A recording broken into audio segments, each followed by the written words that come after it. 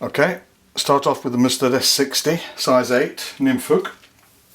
This is the first technique with hare's ear. We just put on a little bit of tying thread there at the front. So what we need now is a piece of copper wire, and for a size 8 you need about a 20 centimetre piece. So we just tack the end of that in,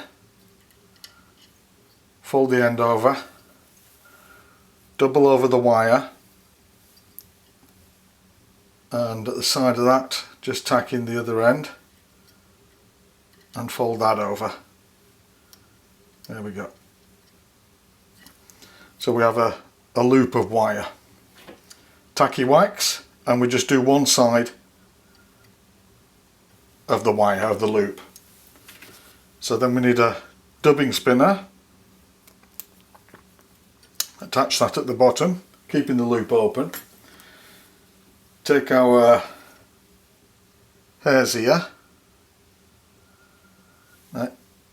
Don't worry if you put too much on here, because you can remove this afterwards. Right into almost up to the hook. There's a couple of millimeters there. Then some more in, like so, and some more.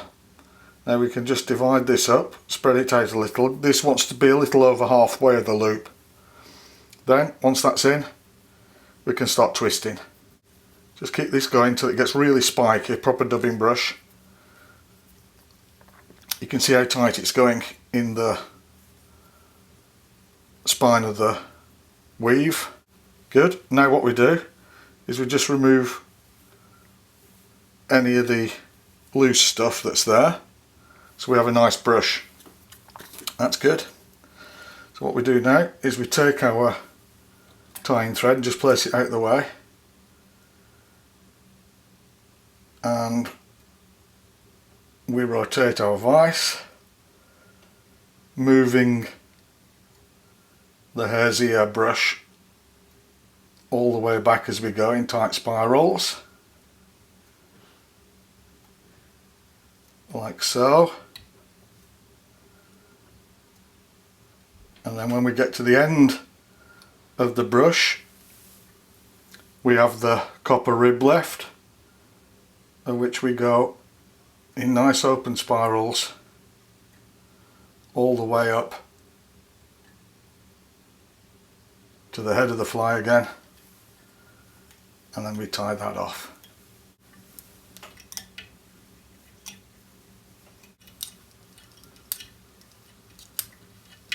Like so, and then we can just remove that with a bit of friction.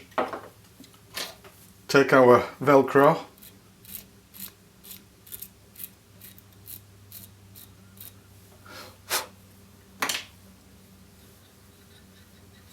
and that's finished off just with a whip finish.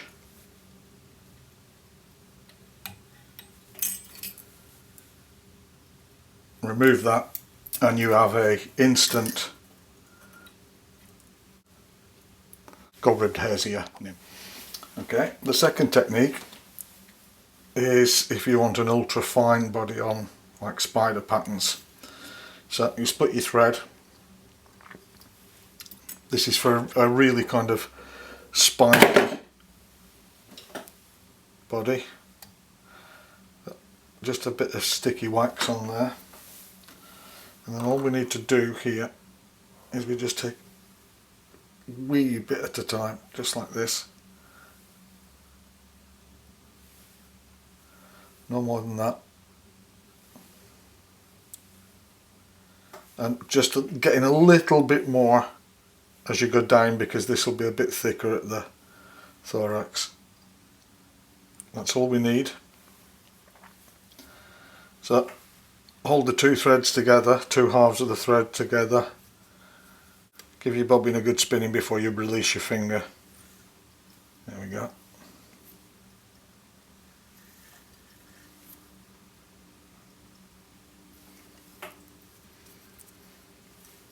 Needs a little bit more of that. Excellent. Right, once again, we wind. Go forward as you're winding.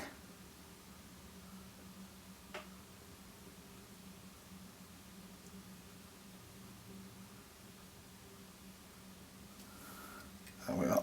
Fold everything back.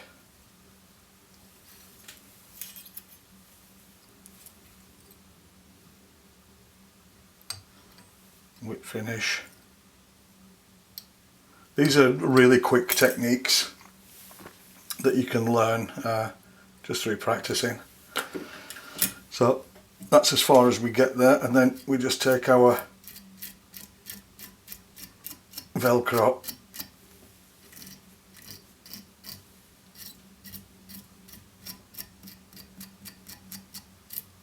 and brush it all out.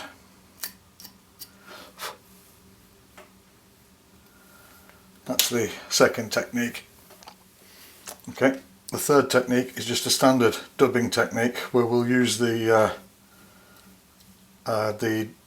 hare's ear that I mixed with ice dubbing in the first video. So again, we need some tacky wax. Just cover that like that. We take just a small, what we need, what I'll show you here is a tapering body. So we just need a small amount at the top here. We just put this on. Remember, always go just one way. You see a lot of people going like this and then rolling it back again, and that'll just roll it off. So we'll slide that up just to catch that in. Take some thread in. Just catch that in there and then tighten it up again. So what we want here is a real thin body that is going to taper up to a thicker body as we go along with a bit of flash in it. Just go around like this. And just take your time with this. It does take a bit of time to learn it when you want this nice kind of hare's ear tapered effect, and it's quick to do. Go. So you make a rope, and the rope will actually make a kind of segmented body as well as you go.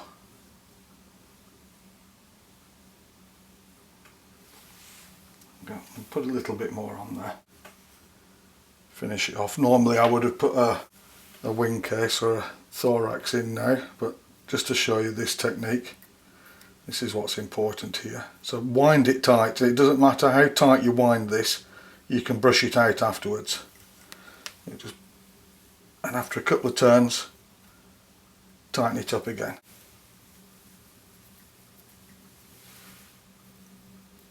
Keep it tight.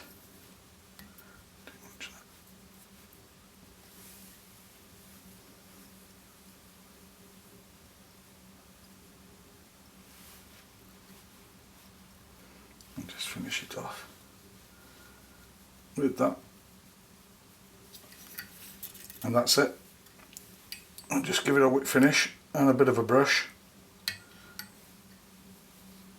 And you can actually see how effective that is now. I mean, that is so buggy that would catch fish all day long under the right circumstances. So just give it a brush.